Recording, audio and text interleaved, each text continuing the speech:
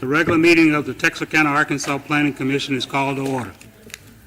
Agendas are available on the rail, so please help yourself. We will take the items. We will take the items as they are listed on the agenda.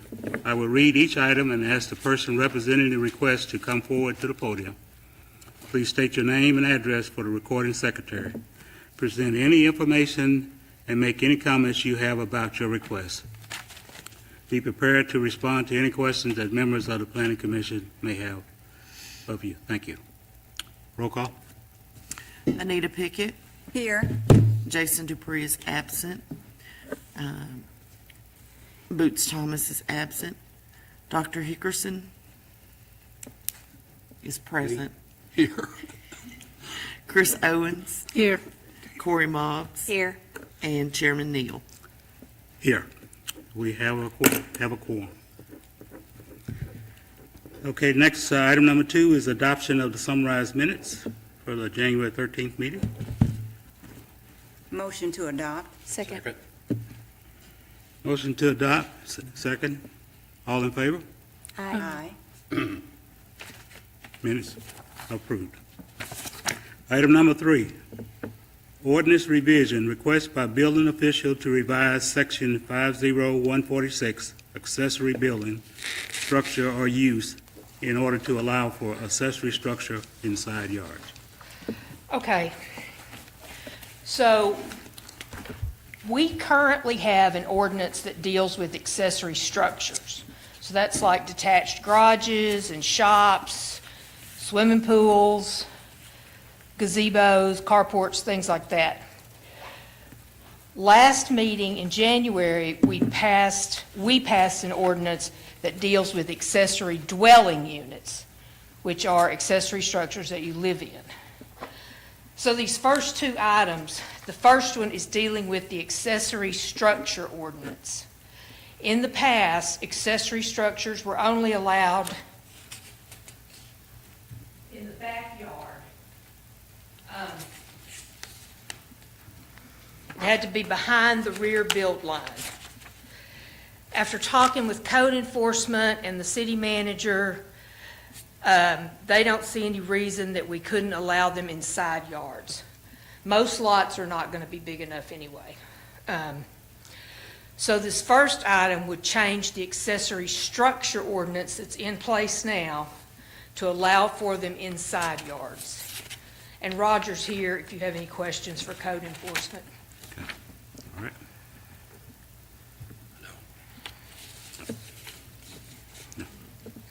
So we need to pass the number 4 first. No, we need to pass number 3 first. I mean, 3, Yeah, and then do 4 Right. separate. right. Okay, I make a motion that we adopt the staff recommendation on item number 3. Second. We have a motion and second on adoption number 3. Anita Pickett, Yes. Dr. Hickerson, Yes. Chris Owens, Yes. Corey Mobbs, Yes. Chairman Neal. Yes, item number 3 passes. Item number 4? Okay, item number 4 is the same thing, except it's a little bit different. So item number 4 deals with accessory dwelling units. And those are the structures that people can live in. The state has now said we have to allow at least one. So this ordinance is different in that the accessory dwelling unit has to meet the same setbacks as the lot. So if there's a 35-foot setback in the backyard, that accessory dwelling unit has to be 35 feet off the property line. And that was a recommendation that was made to us by the state to set it up that way. So this would allow accessory dwelling units in side yards. Again, most side yards on these lots don't have room for anything. So it's, All right. But this recommendation would comply with all the state's new rules? Right. Okay. right. We've got one in my neighborhood going up right now. Okay. All right. If you have any more questions, if you don't have any questions of Jamie, the chair will entertain a motion. I move we approve item number 4. Second. We have a motion and a second to approve the proposed ordinance revision. Roll call. Anita Pickett, Yes. Dr. Hickerson, Yes. Chris Owens, Yes. Corey Mobs, Yes. Chairman Neal. Yes. Motion. Item number 4 is approved. All right. Item number 5, conditional use permit. Request by Tedro Jefferson Malachi Group Trust for a conditional use permit in order to operate a boarding house at 1415 East Broad, formerly the Ritz Motel. Property is legally described as west of Highway Northeast Southwest 20-15 South, 28 West, Miller County, Arkansas, containing 1.05 acres more or less, Ward 3. Okay. So this is the old Ritz Hotel out on Broad, or 67 as I call it, but it's the old Ritz Hotel. It's Zone C3 right now. As you know, anything that you can do in R4, you can do in C3 with a conditional use permit. And boarding houses are allowed in R4. So he could do that with a conditional use permit. There is water and sewer on East Broad. We had to classify this as a boarding house. What Mr. Jefferson is going to do is operate a transition home for people coming out of incarceration back into private life. And he is here to answer any questions you have. Okay. But because it doesn't fit our definition for family home or group home or all those that we did, and he has told me he's been approved by the state for 25 people, and our limit is 16 in those homes. So that's why we have to classify it as a boarding house. And Mr. Jefferson is here. Okay. All right. Thank you, Jim. Yes, sir. State your name and Tedro Jefferson, 1415 East Broad Street, Texarkana, Arkansas. Good afternoon, and thank you for allowing me to share this vision with you today. The program I am proposing is called Pathway to Higher Dimension. It is a faith-based transitional housing and restoration program designed to help men rebuild their lives after incarceration. Many individuals returning to society face tremendous barriers. They often leave prison or recovery program with little support, no stable housing, limited employment opportunities, and unresolved emotional and spiritual struggles. Without guidance, structure, and support, many find themselves trapped in the same cycle that led them there in the first place. Pathway to Higher Dimension was created to break that cycle. The program will provide structural transitional housing for up to 1 year, giving men the time, support, and resources they need to rebuild their lives in dignity and purpose. Participants in the program will receive safe and stable housing, job readiness training and employment support, life skills and personal development education, mentorship and accountability, spiritual guidance, and faith-based support. A unique part of this program is its focus on internal transformation. Many men living in incarceration or addiction or had previous addiction have never been taught how to process trauma, build self-worth, or develop a positive identity. As a result, the program also incorporates mindfulness, meditation, and personal reflection practices to support participant mental and emotional healing. The philosophy behind Pathway to Higher Dimension is simple. True transformation begins from within. When individuals learn to value themselves, develop discipline, and discover their purpose, they are far more likely to build stable and productive lives. The program will operate as a structured, step-based curriculum allowing participants to progress through different phases of personal growth. These phases focus on stabilization, restoration, personal development, and ultimately transition to independent living. Our goal is not simply to provide housing, but to restore hope, dignity, and purpose by equipping participants with the tools, support systems, and mindsets necessary for long-term success. We aim to reduce going back and forth to prison, strengthen families, and build safer and healthier communities. Pathway to Higher Dimensions represent more than a program.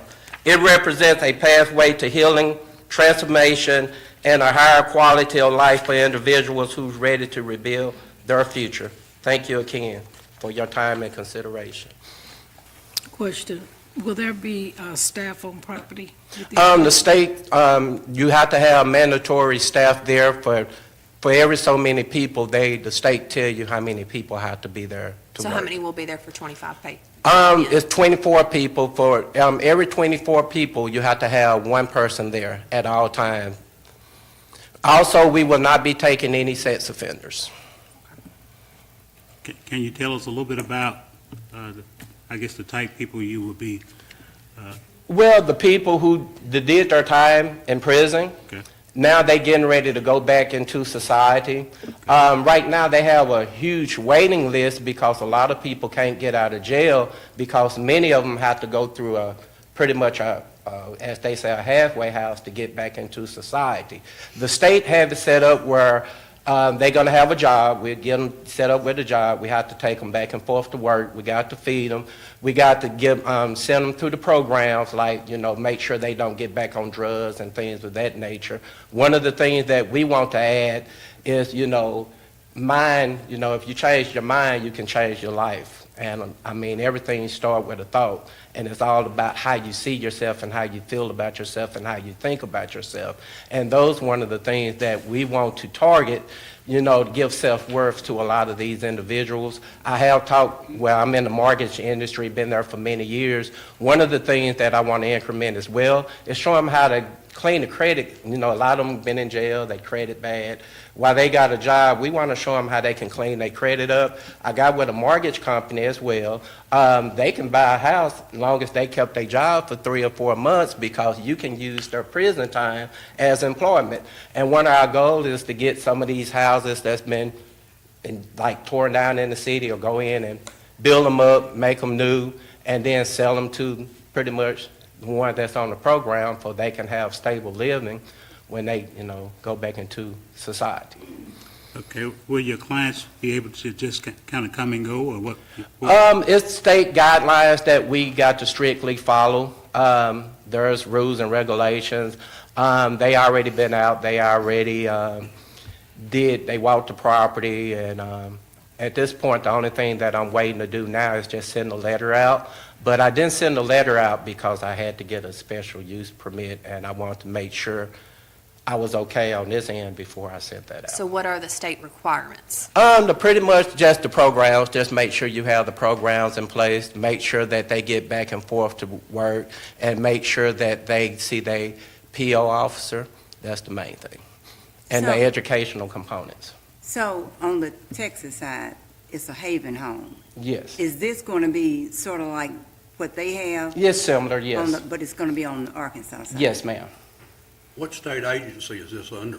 It's coming from the state of Arkansas. I didn't bring that information, but I Is can. it Department of Corrections or? what? Yes. Whenever they get out of prison, it's through the state, because the state is the one that's going to send them through the program. It's nothing that, I just go grab people. No, these are individuals that's coming straight out of jail, and they got to put them through a facility. But right now, the state don't have too many places to send people to, and they say it's a big need for it here in our city. But I want to make sure when the people go through the program, I want to make sure that they get the help, the training, and the resources they need, for they won't be a repeat offender where, many people, they go through these programs, they get off the program.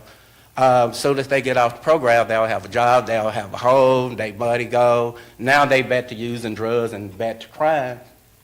My goal is to change that. My goal is to really give them the help and the training that they need. I used to be a pastor back in the day, and, you know, I am a humanitarian. I love to help people. That's my goal. Anybody know me, I help anybody. And even within the city now, I helped a lot of people even get in houses that didn't even qualify. Didn't charge them, showed them how to clean the credit up, how to get homes and things of that nature. But, you know, that's what I'm here for, to help people. And this I is... think you said in somewhere, yeah, you have a case manager, a mentor, and a program advisor. Is that provided by the state, and they have to check? No, in? we have to put those in place. I'm getting ready to go through a training right now Okay, that okay. the state told me that I need to go Yeah. take, that I can go do And that if as well. someone doesn't follow the rules, Oh, if they don't follow the rules, you go back to jail. So what's the plan with it being so close to Arkansas High? Like, how are you going to fence it? Are you going to It don't put a have to- barrier? I'm Like, sorry. Are you going to, how do we keep our children from being influenced? What the state said, I mean, and that's their guidelines, when they came out, it had to be, for sex offenders, we're not taking any of those. Okay. There's a 1,000-foot radius. You can't be within a park, a school, Right. a church of that nature, but just for regular offenders, there's no, the state So don't have. murderers, drugs, that doesn't matter? Right. There's not a Right, radius to keep our kids right, but away where from them. we're located at Mhm. is a creek right there. But I'm gonna fence the property in Okay. anyway. can I ask one more? Yes. What's your timeline? Because in our packet, it says, you state that he will be licensed by the state. Well, what ended up happening, what the state said, once I get out of here, well, once you approve, Oh, this had to be approved before you could finish your application? well, no, I just didn't want to finish the application because I want to make sure I don't have any hiccups. It don't, you know, what they say, don't put the cart before the horse. I want to make sure everything on this end was okay. I have to go send out a mailing, once I get this approved. Letting the neighborhood know, hey, this is coming, this is going to be here. And, it's like, I have to send it out within that same 1,000-mile radius, and I have to give... 1,000 feet? I 1,000 mean, feet? 1,000 feet radius, I'm sorry. And what they're going to do is, I have to send the mailing out. They're going to come to an open house. The state representative will be there for the program, and any questions that the community have or whatever, they can address it there at that time. Who's the state representative for the program? I don't know, but I can get that I can get the information who they're going to have out. Does the state monitor? Oh, yeah, they come out, I mean, they make sure Oh, you're yeah. doing your part, yes. ex-prisoners are doing their part. Yes, and they'll have their monitors or whatever it is. Y'all that they provide have. transportation to? We got to work? provide transportation back and forth to work. Sounds like a great idea. I just hope it works. Oh, yeah.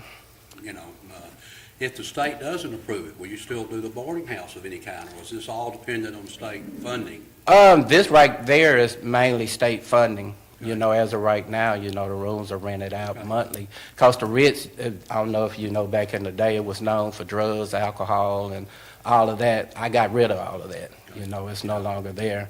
It's still low income, but I want to kind of stir away from that and make it, you know, put it to better use. So will you have to remodel the Ritz and the rooms, and like how many rooms are there on the property? Will you be building structures to house In the these 24 beginning, men? to answer your question, I'm sorry for cutting you off, the house is 4 bedrooms, 4 bedrooms, 1.5 bath. But I'm gonna use that as the office. I'm not gonna put anybody in there. The rooms, they have approved 2-person per room. It's 10 rooms with restrooms on the outside. Those rooms already been redone.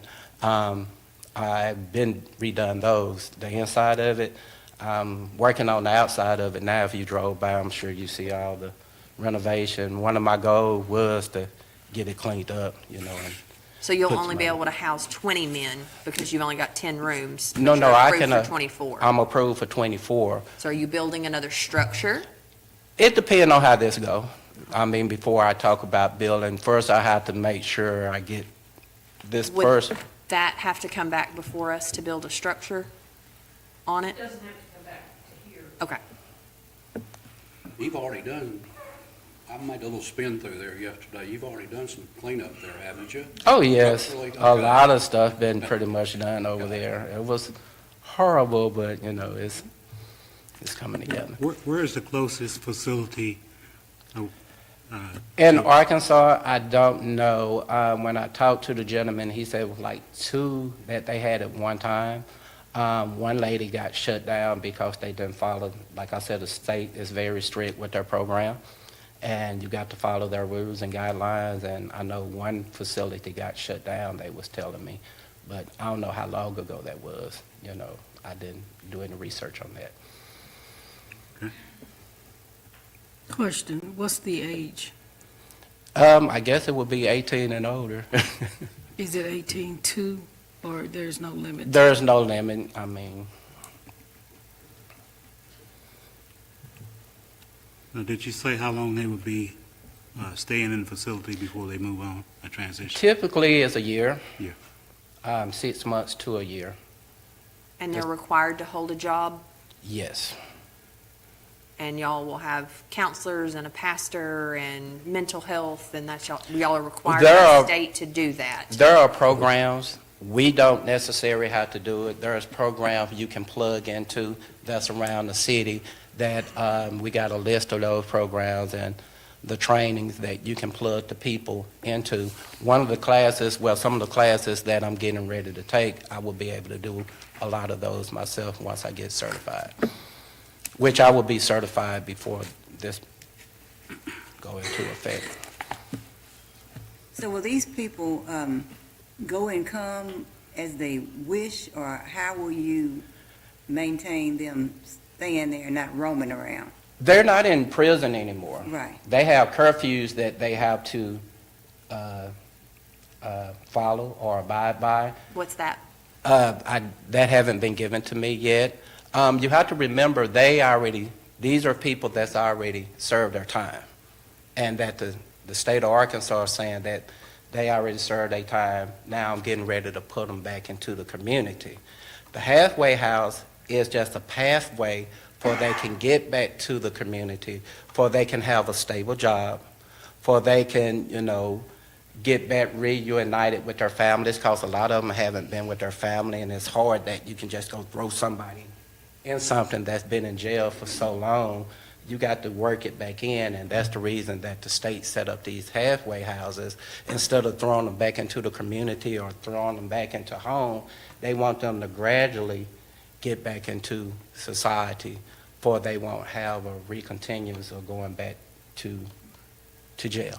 So will the persons that will be housed here, will they be in the Miller County area, Texarkana, or will it just for all? I don't know. That's Arkansas, the state of Arkansas. Far as my knowledge, it's just the state of Arkansas. Okay. All right, any other questions of Mr. Jefferson? All right, thank you, sir. Thank you. Is there anyone else here? It shows no opposition on the agenda here, but does anybody else have any opposition to the proposed project? Hearing none? Go ahead. I'm sorry, I don't have an opposition, but I do have a couple questions. Well, come forward and state your name.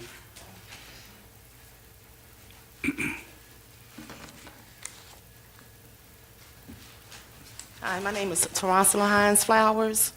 Address For the property, for you.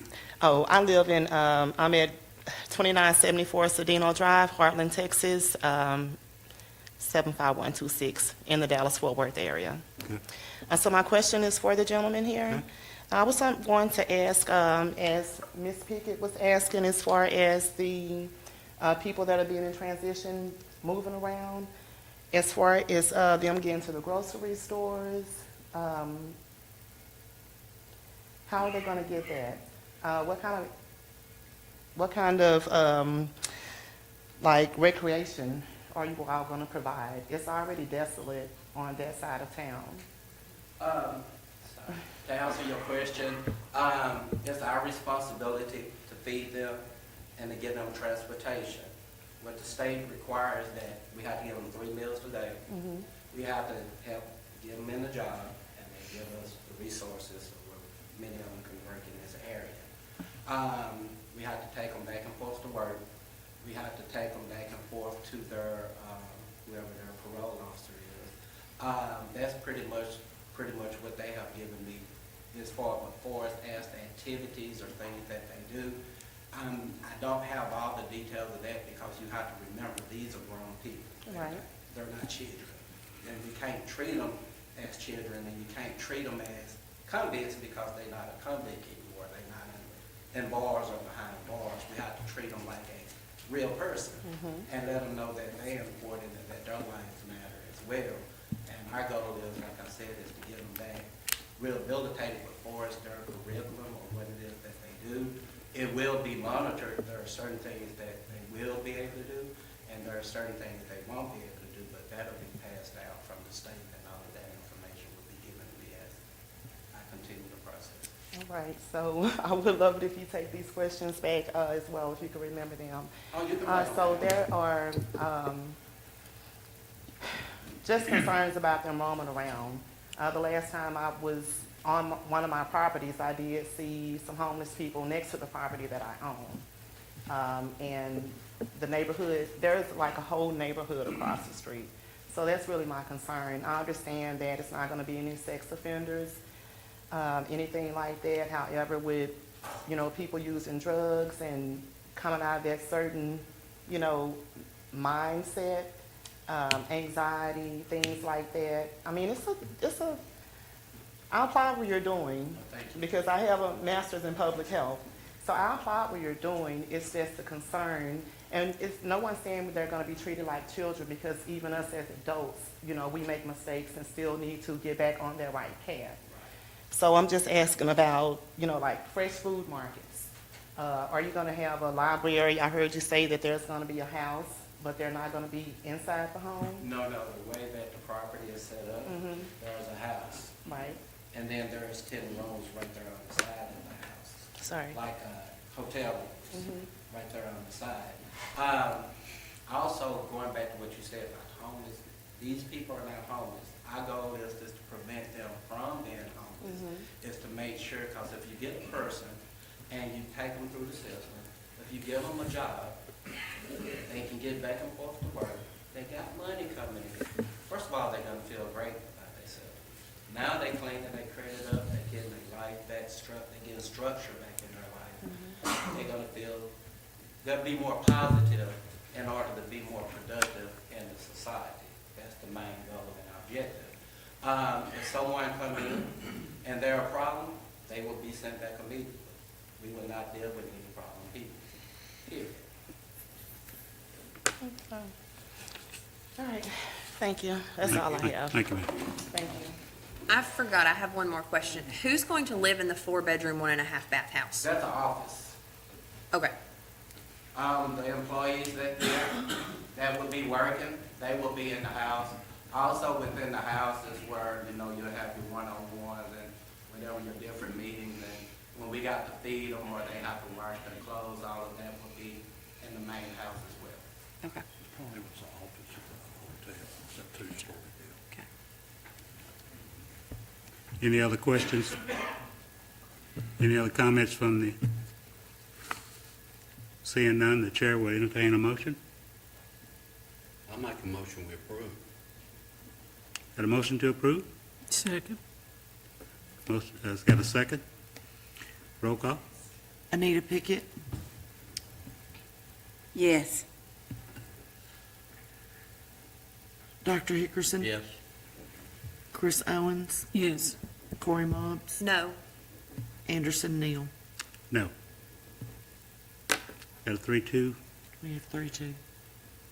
motion's passed. Motion failed.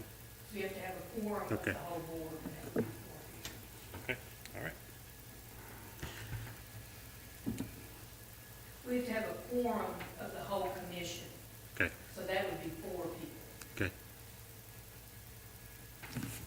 All right. Conditional use permit, item number 5 is Denied. denied.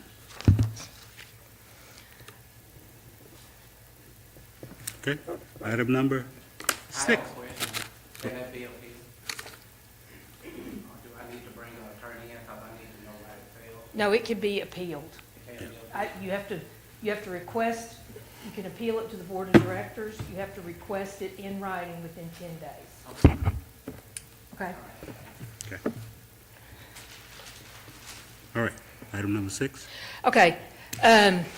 Remember when we created the mixed-use highway zone for truck stops? And we had the discussion about Flying J and that it was now legally non-conforming and wouldn't be allowed to expand? And I got in touch with Flying J and explained to them that we were going to rezone them mixed-use highway so they would be conforming and be able to expand. That's what this is. This is a request to rezone the Flying J truck stop to mixed-use highway. And I'm sure they've done everything legally to get it worked out. I've with talked you. to the legal office. Right. Miss, I've got her name up somewhere here. But yes, they're aware. And it won't change anything about the way they operate. It's actually to their benefit because it will allow them to expand if they ever decide to do that. Okay. All right. Is there anyone from Flying J here to speak to it? There's no need. Is there any opposition to it? Seeing none? The chair would recommend. I move we approve item number 6, rezoning of Flying J. Second. We have a motion and a second. Roll call. Anita Pickett, Yes. Dr. Hickerson. Yes. Chris Owens, Yes. Corey Mobs, Yes. Chairman Neal. Yes. Motion passes. All right. Item number 7. A conditional use permit request by Forward Battle Investments for conditional use permit for the property located at 3411 East for the purpose of constructing duplexes. Property is legally described as part southeast, southwest, section 4, township 16 south, range 24 west of Miller County, Arkansas, containing 5 acres more or less, Ward 1. Okay. You will remember, this came to us in January, and they requested that they rezone it to a PUD in order to build duplexes, and that was denied. Because it is Zone C3, they are allowed to do anything in R, if it's allowed in R4, you can do it in C3 with a conditional use permit. So basically, when they decided they wanted to build duplexes, there were 2 paths they could take. They could either rezone it or they could do it as a conditional use. So we had the rezoning in January and that failed, so they've now come back to do it as a conditional use. So you all will remember this. The property is, the building there says Bucks and Ducks. The building is still there. They started clearing the land. It's Zone C3. There is water out there, there is no sewer, but they have had the health department come out and map septic fields. So that's what that is. And they are, the developers are here.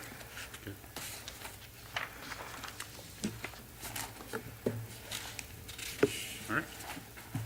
Thank you, Jay.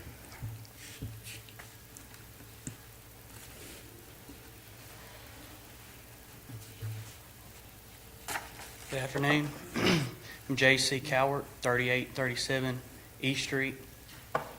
So our business, our line of work is construction. We do a lot of commercial work in the area, this southern part of the state. A lot of Texarkana's work we at least get to look at or participate with. And over the years, you know, we've got to see the projects that do come in and also the projects that turn away from Texarkana. And I think the chamber, the Ready Group, people that you know are involved with the city will tell you one of the biggest negative feedbacks that they get from these potential sites that come in, or the lack of housing, affordable housing in the area. And it's a shame to see, as a younger person here in Texarkana, us not getting the growth that we should. I don't like seeing it go to Texas side. I don't like seeing it go to other towns. I'm really disappointed in some of the negative feedback we have gotten presenting this project. I had no idea that we would catch some of this slack for this. We're in no means trying to bring something in that's going to bring the city down. We want to bring in quality housing. We don't want an eyesore on the side of the road there. Our business is literally around the corner. We want to take pride in the area. We've done a lot of legwork on this thing, and we've had our bank appraised, got appraisal back, and the appraisal was higher than all surrounding anything even close to there. It's going to raise the value of the properties in that ward, in that area. But like I said, as a younger person here in Texarkana that I don't plan on ever leaving, I want to bring good things here. And, there was two comments that I want to touch on the last meeting. One was that we wouldn't have no problem if it was single houses brought in instead of duplexes. Well, what's the difference in that? There's no difference with the structures. You're still going to have 5 units there. The only difference would be the people in the units. And how I look at it is with duplexes, it's someone that they might not have the credit to go buy a house, or they might be getting started and need something that they can afford while they get on their feet. And then the other comment was, why don't you just go do it somewhere else? That's a great idea, just go do it somewhere else. No, let's do it in Texarkana, Arkansas. That's how many times are we going to let people keep saying that and push it to somewhere else? I don't like seeing the rundown places on this side of town. I want to see growth over here. We have the management group, Stacy and Rachel with Tri-State Realty, and they were nice enough to come here tonight, and they're going to touch on a few things that they are going to require. And they're a professional group. They're going to be on top of things, and we're willing to. We've talked about fencing. We've talked about all kinds of things because we don't want bad blood with the neighbors. I don't know if that's avoidable at this point, but we don't want that. And so we're trying to do everything we can on our side to have good quality people, good quality housing, and hopefully spark some growth. And I know 5 duplexes isn't much, but it's something. So I'd like to turn it over to Rachel and Stacy at this time.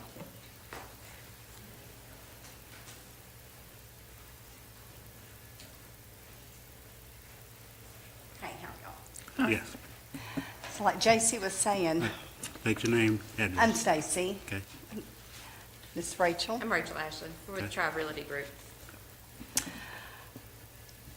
So we have properties, Sugar Hill area, we have them all over. Nobody knows who is a renter and who is an owner.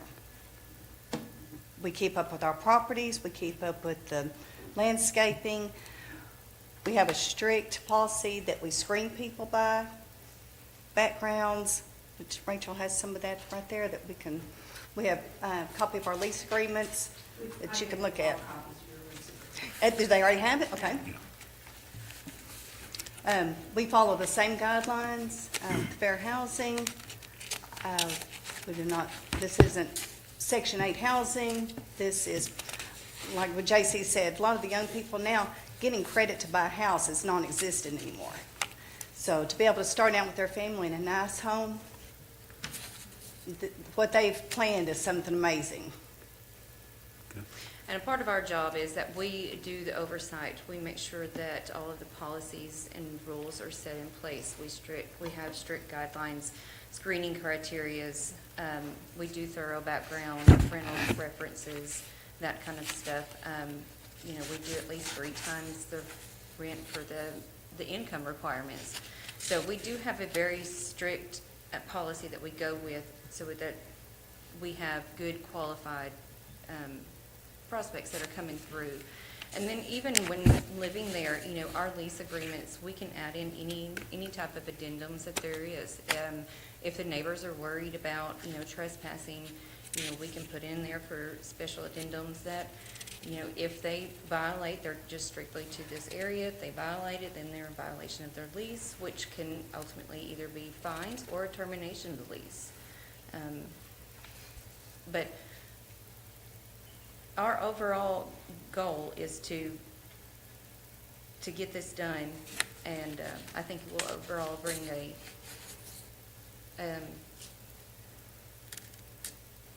It'd be nice for that area of town, like you said, with Texarkana, Arkansas.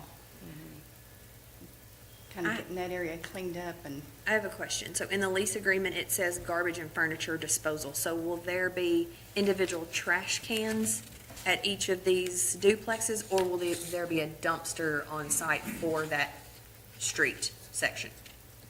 That's going to be for the owners to decide if they want to Oh, lease the dumpsters, or we can require each resident to have their own rollout trash. Okay. As far as trash removal, people that want to leave out big garbage items, it's removed within 24 hours by us.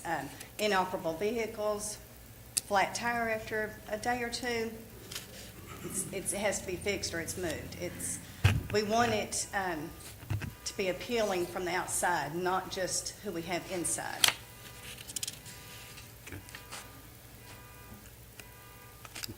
All right. Any other questions of the ladies? Thank you.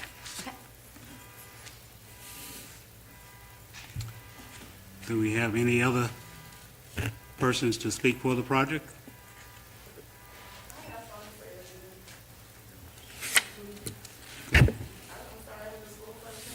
Okay. Tarantula Hines Flowers, 2974 Cedino Drive, Heartland, Texas, 75126. All right, so as I see it here, everyone's consistently talking about putting people in these locations when, how many grocery stores are there over on this side? The parks, there are people hanging out with music, drinking, smoking. I'm from here, so I know, and I have people that live on this side, on that particular side of town. However, the parks, I believe there's maybe one grocery store, a Family Dollar. I don't know where the nearest library is. So when we speak about the social determinants of health, this is where minorities and people that don't have much are put in places like this. So once again, I'm just asking, we keep talking about putting all these people in these areas, and there are no resources. There are no resources. Absolutely none. That's it. That's it.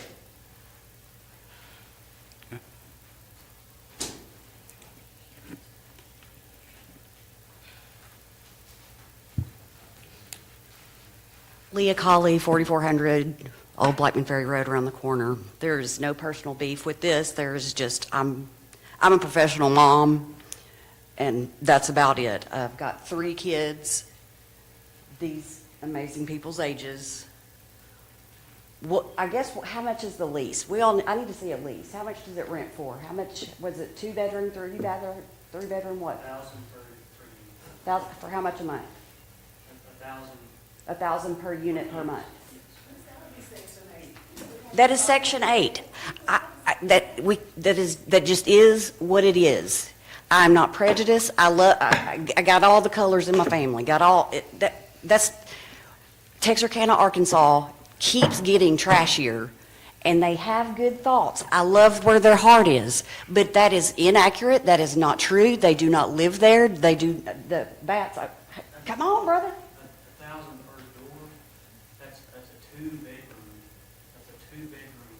$1,000. Okay, great. So that's not Section Okay, well, that makes me feel better. It's still, do what? 90 close. Okay, so what are the rules and regulations that we just keep adding addendums to it? We just keep saying, oh, the couch laid out by the street too long and somebody trespassed and now Family Dollar's getting broke into more. It's gonna be across the street from Dollar General. Y'all can look at me stupid all you want to. That is fine. I respect what you're wanting to do. Miss, if you would address the, I respect what they are wanting to do. It is not a good idea. We do not have grocery stores. We got one on 82. Those people can't walk over there. The last grocery store close by just got shut down on East Street.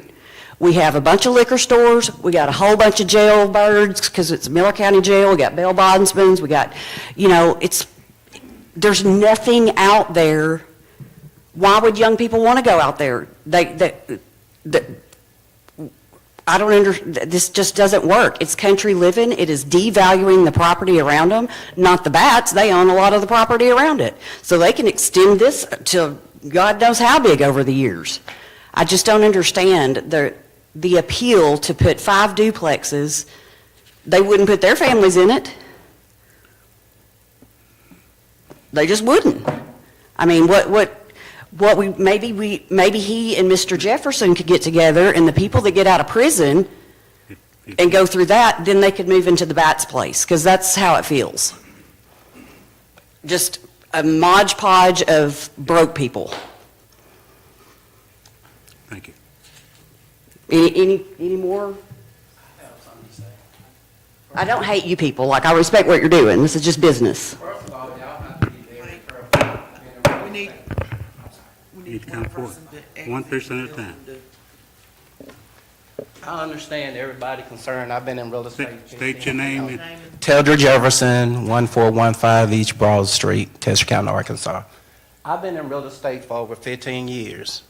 Y'all on some dangerous territories right now where it can go into lawsuits. Y'all need to be very careful. That's redlining and discrimination.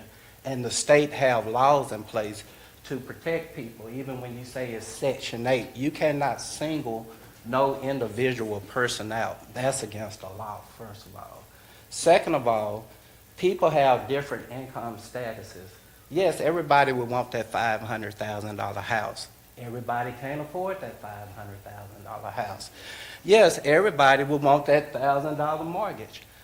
70% of the people in Tester County can't even afford that because most of them are making $20,000, $25,000 a year.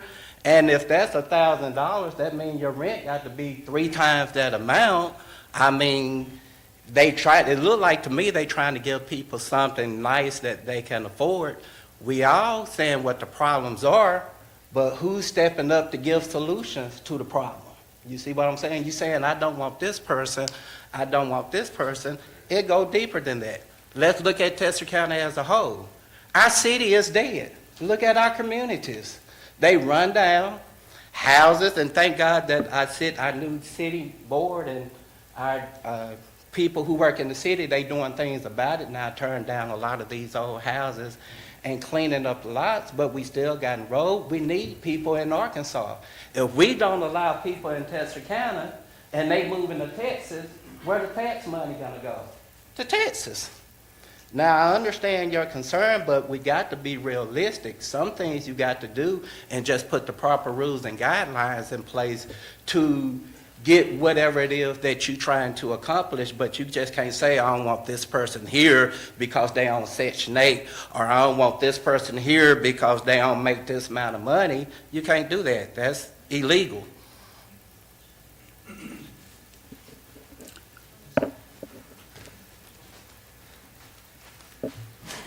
Leah Colley.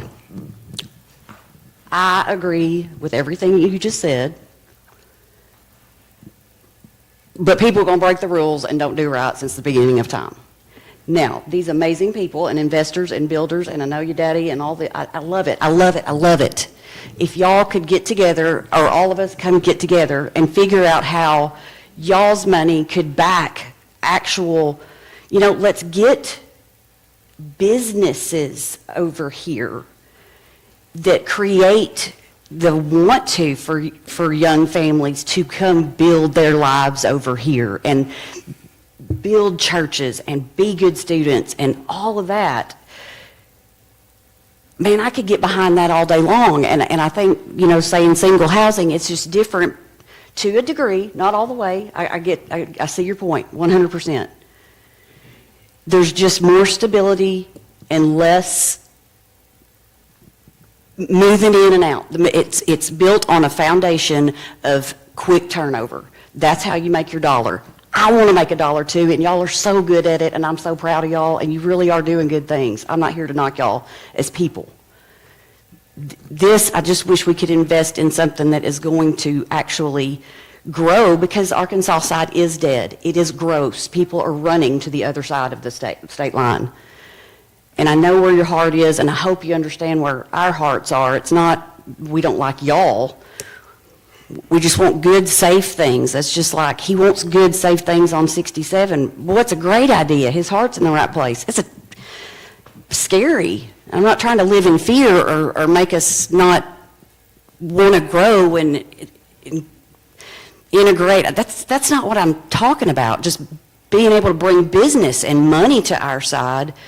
We would need businesses and money to start it, not just another duplex. That's all I'm saying. Okay, all right, thank you.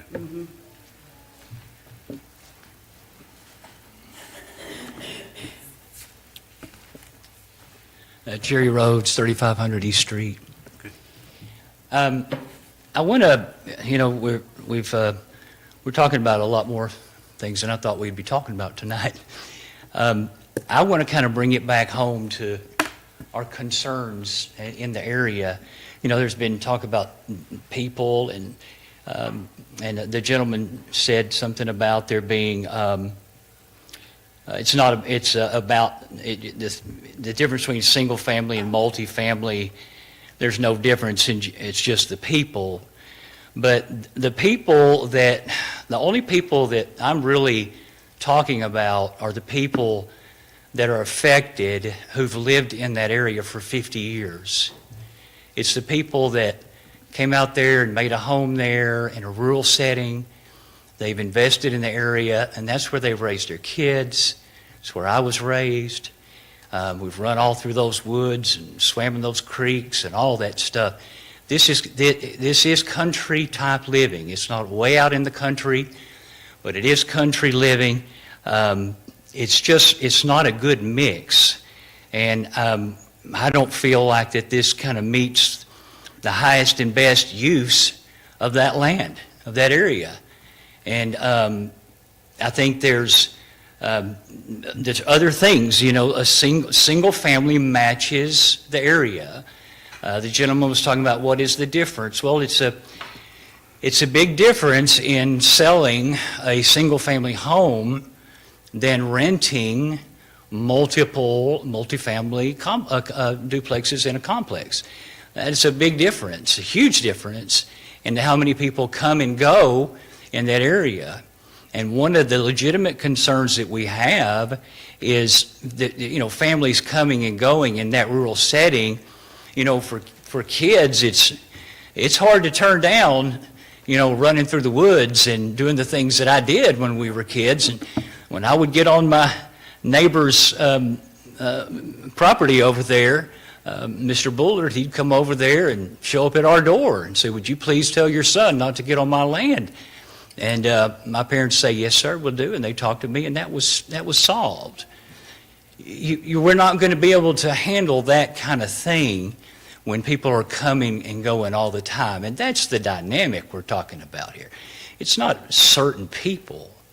It's the dynamic of it changes the entire living structure that we have out there and have had for a long, long time. It's just a very much an ill fit. And you can tell by, the people here, I'm sure that a lot of us are, we're kind of experiencing a little bit of anxiety about this, and it's kind of got us bothered, and so you can see the level of energy that's already been in the room, and that is just because of how this is it just doesn't fit well in there. It's just because we're so very rural, and we're not anti-business, we're not anti-investment.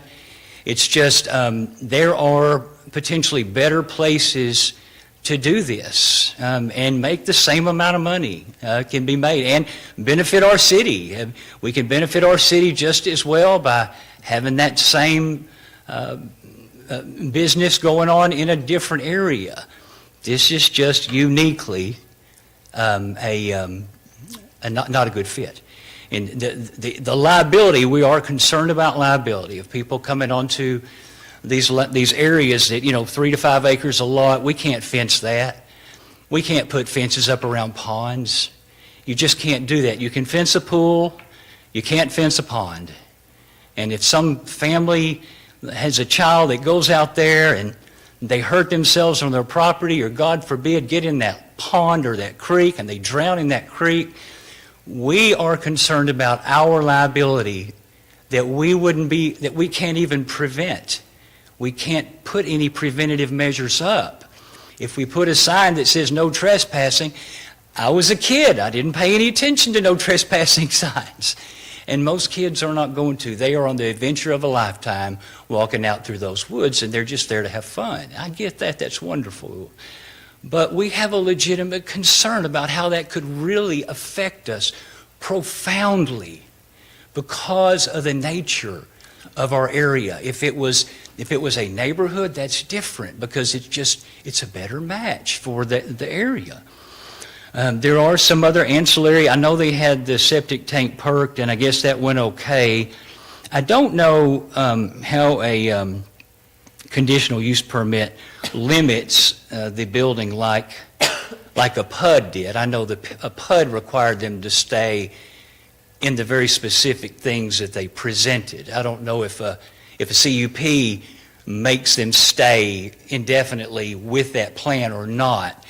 And if not, that could be a legitimate concern going down the road. We already kind of have septic issues out there in that area, and if we start loading it up more, we're concerned about that.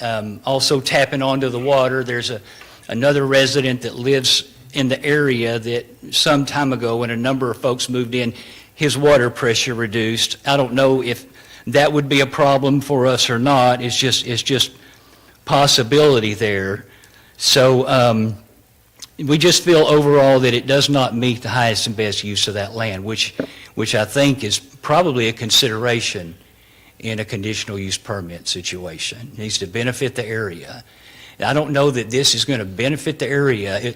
Our area, we're not thinking there that this is a great neighborhood, but we would be complete. It would only be better if we could put in a multifamily complex. That's not really going to help our neighborhood. It's not going to help our area. Our area works really nice the way it is. And if it can be done elsewhere, why not do some research and do it elsewhere? Sure. We feel like we've been put upon without being able to say anything about it. And it's very clear. It's very clear to the builders how we feel. And yet we're still here. They're willing to steamroll over us for the sake of making money, and that should be fundamentally wrong. Thank you. Thank you, sir. Any other persons want to comment? And let me just say, we've heard a lot of what you're saying at the previous meeting, so if you could just limit your comments, state what you want to say, and just be brief as you can, because we've got a lot of people out there that seemingly want to have something to say. So, come on up, young lady.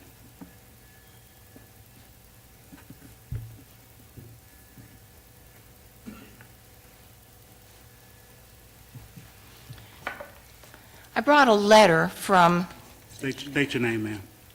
Karen Rhodes, 3500 East Street. My son and I did some visiting, a lot of visiting around the neighborhood. And Mary Clayton is one of the residents on East Street. She's not able to come tonight because she can't make the stairs. She's not in good health.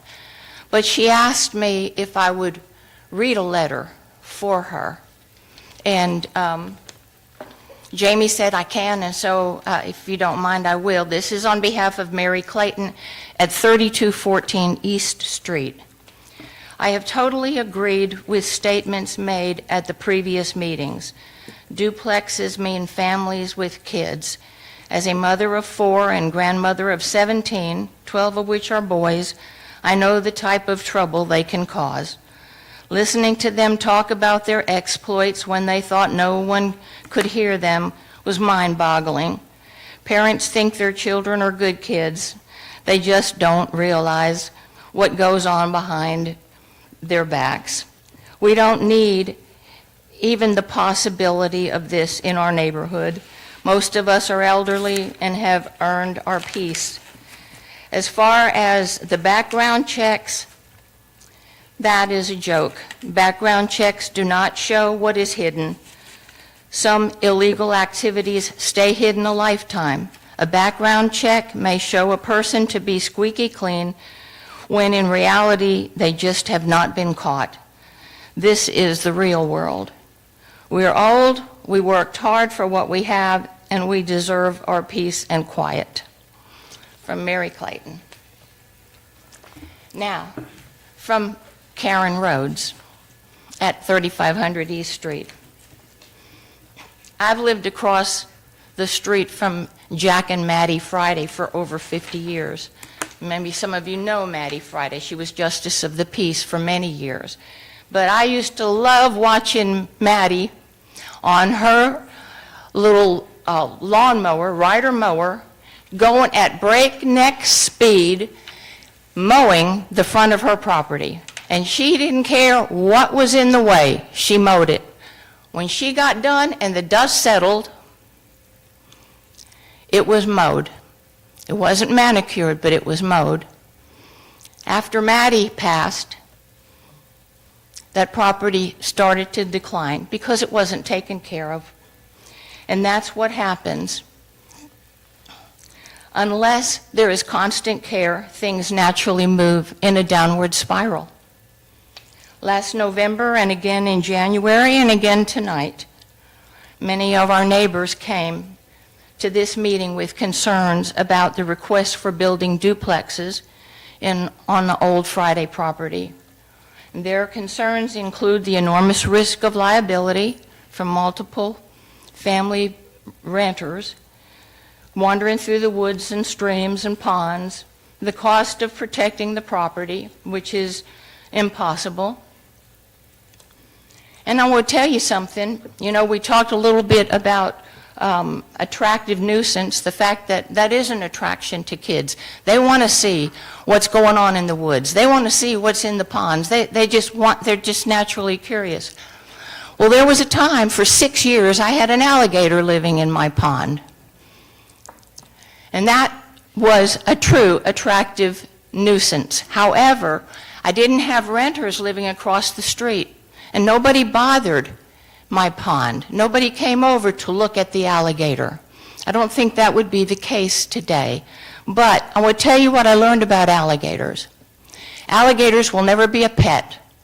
They will eat your pets, but they will not become a pet. And they will become a greater risk the longer that they are there, because the more familiar you are to them, the less scared of you they are.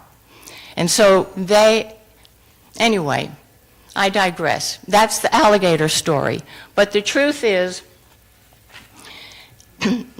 that there's no way to control that. Some of the other issues that our neighbors have expressed is the fact that the problem with sewer system, we've talked about that, or rather septic system, the fact we don't have a sewer system. Water pressure, that's a problem. Right now, I've got blue flags all over my property because I live right across from where this potential construction is happening. They're going to be tapping into my water, which means a lessening of my water pressure and everything to the south of me. Garbage removal, that's an issue. Increase of on and off traffic on that 2-lane highway.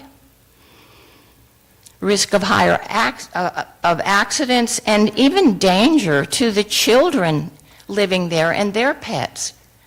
Right there on that highly trafficked two-lane highway. Now, these concerns are valid, and I'll tell you why I know that. The Lingo property immediately to the south of the Friday property, they are direct neighbors of the Fridays. That property has been up for sale for a number of months. There have been many people have looked at it. Some of them come and talk to me when I'm outside working in the yard. They'll come over and say, hey, tell me about this property. That property is pristine. That house is beautiful. They have kept that place maintained. They've built onto it, they've remodeled, and the yard is immaculate. Everything about it is perfect. A wonderful place, a wonderful opportunity. Their next question is, what's going on next door? And as soon as they hear the word duplexes, they back away. That property can't be sold right now. And I think that's a real shame. In January, my son and I went door to door visiting almost everyone in our neighborhood, at least 20 different locations. Only one person was not totally against the idea of building duplexes in our neighborhood, and it has nothing to do with race, nothing at all. It has to do with the other problems that come from a huge influx of renters who are in and out and back and forth. It's different from what we're used to. We're used to having neighbors. Man, I met some of the best people in the world as we visited our neighbors. They're wonderful people. And that's great, and they've been there a long time, and so have I. I've been there a long time.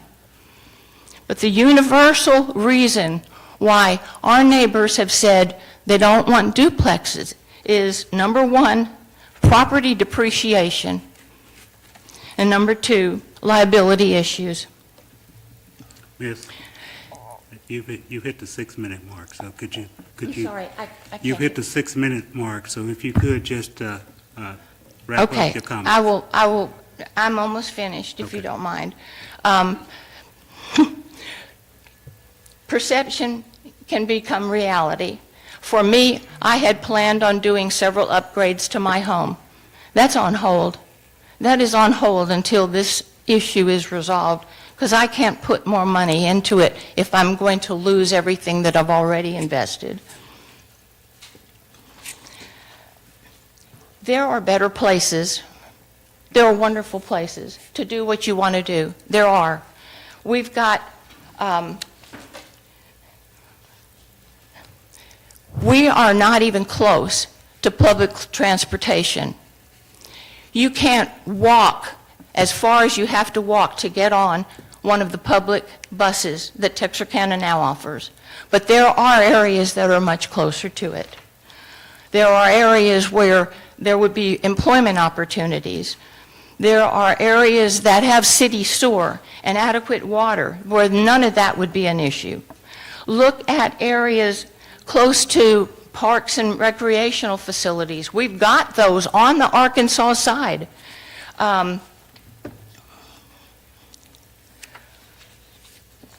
Definitely look at places that are safe for children, where they don't have to worry about their pets wandering onto a heavily trafficked highway or their children wandering out into traffic. There are so much better places.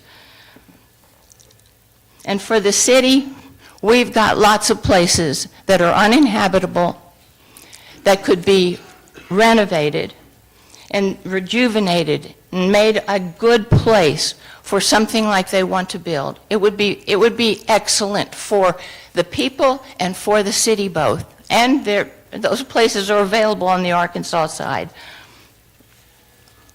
Property ownership is a precious right for American citizens. The right that was bought and paid for by our forefathers. And we bought our properties and built on our properties in order to have our dreams come true. and to have continued peace and semi-privacy, along with the expectation that our properties would increase in value and provide a good inheritance for our heirs, and at least a good return on our investment. You have the power to shatter those dreams, men and women, but you also have the power to brighten our hopes. We are not here to make money. We are here to defend and protect what we cherish, which is our homesteads. That's important to us. Micah 6:8 says, "What does the Lord require of you but to love mercy, do justly, and walk humbly with the Lord?"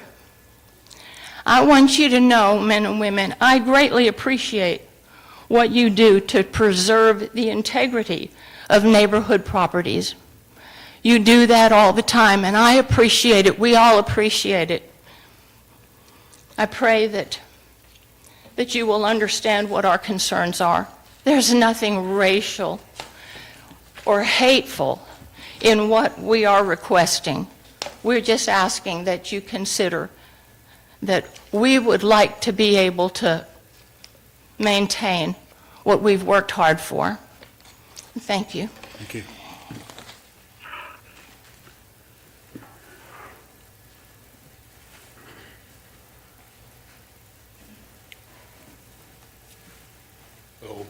I'm Doyle Holmes, 3700 Peace Lane, and I'll be brief.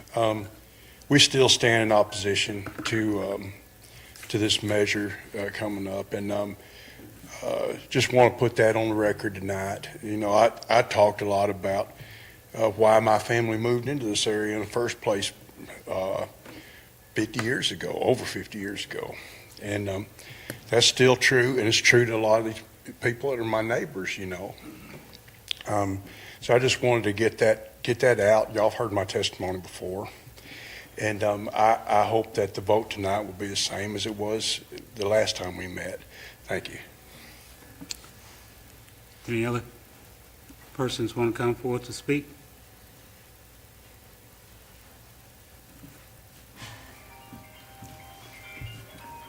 Colin Coon, 6211 Tennessee Road. I just want to briefly touch that this property is zoned C3, so there are a lot of uses within C3 that are already permitted. That could be, you know, we could just pull a permit and start, you know, working on those. And after doing research, you know, there's a lot of things. I mean, you could put an RV park in, you can put in a bar or a tavern. There's a lot of other things that can be put in there.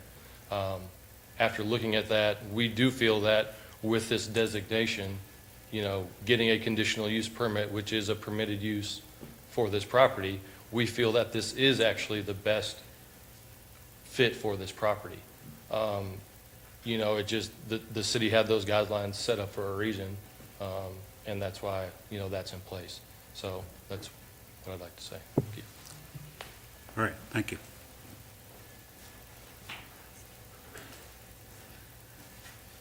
I have a question. Where did race get into this? I don't understand. Well, hold, if you would, hold. Would you hold on a second? Let's just, You know, we're a zoning commission, and we try to listen to folks that build, people that live in the neighborhood. And our decisions, and the decision we made last time, was based on that, and only that. And that's what I feel about that. I want to make clear, you know, we try to do what's best in our minds. We don't, you know, sometimes you can't please everybody. Sometimes you can't please anybody. But by the same token, there's certainly not any, I don't even know how to say this, housing prejudice on our part. We don't zone or do any, well, I'm not going to go there, not go there. our decisions here are based on the best use of the properties. Period. Okay. Yeah.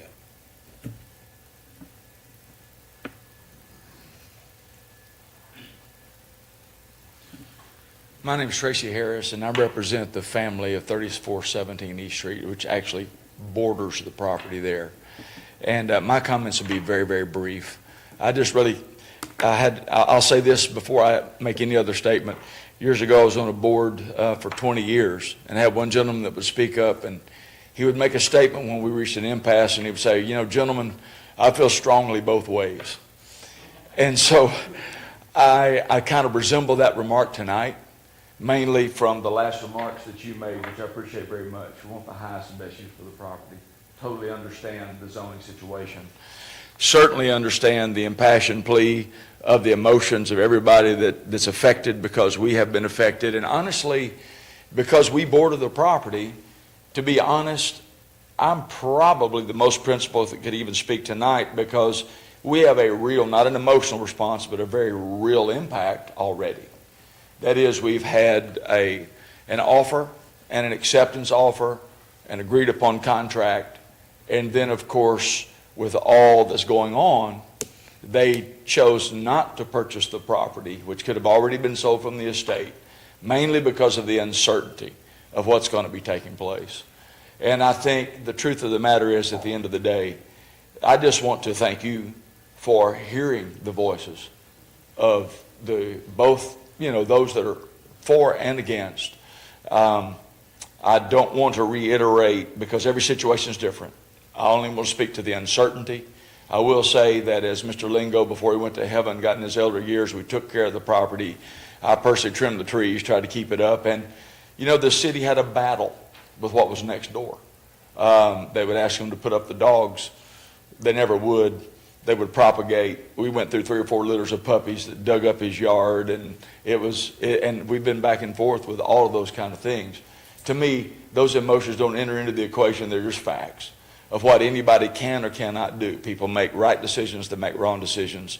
So at the end of the day, I just want you to know, as we represent it again, I feel strongly both ways, because I want you to prosper. I think you guys are doing a phenomenal job. I do want to see the best use of the property and the will of the Lord to be done in the area. I completely understand the single-use situation, because someone was uncertain about what's going to happen, and we don't want to purchase this property because it puts you in a tough position, because I think you want to please everyone. You're not going to be able to do it. End of the day, my comments are done, except to say I truly believe. Turn this over to the Lord, fully prepared to accept graciously whatever decision you make, but I believe you're going to make the right one. And I just want to thank you for all the time and effort. I know it's a tough call, because somebody's going to take it on the nose, but at the end of the day, certainly not going to be against you. Thank you for all you do, and I believe the right decision will be made overall. Thank you very much. Thank you, sir. All right.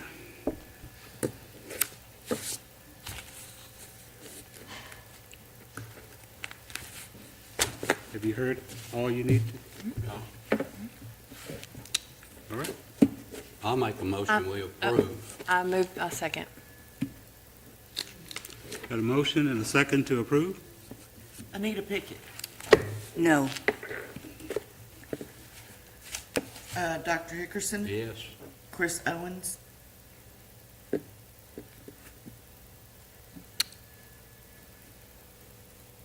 Yes.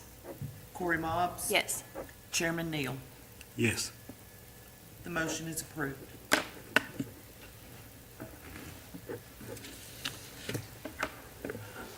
right. Next item, number 8, is staff comments. Anything, Jamie? Okay. I move we conclude the meeting. I second that motion. Motion and a second to adjourn. All those in favor? Aye. I don't understand about that. Motion approved.